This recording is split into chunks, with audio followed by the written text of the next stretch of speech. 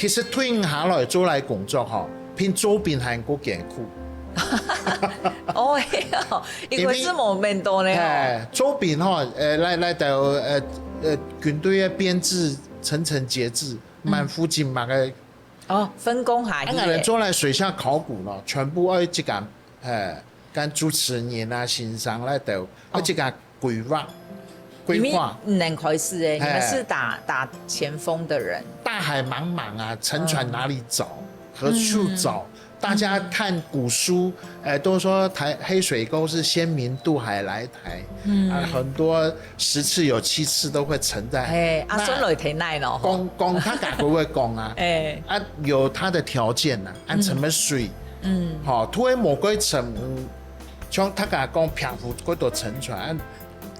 去按太我有調查。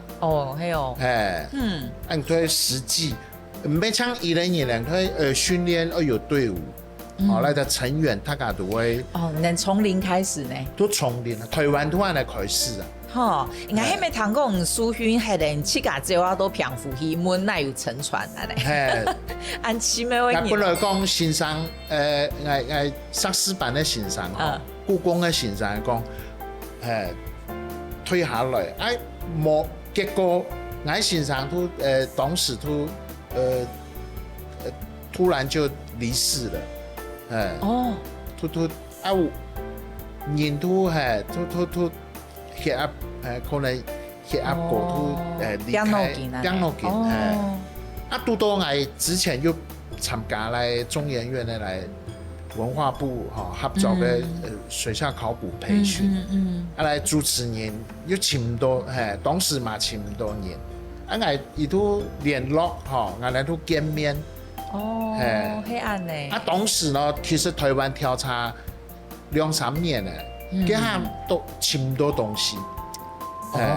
2-3年都請唔到。我周邊冇提漂浮代工。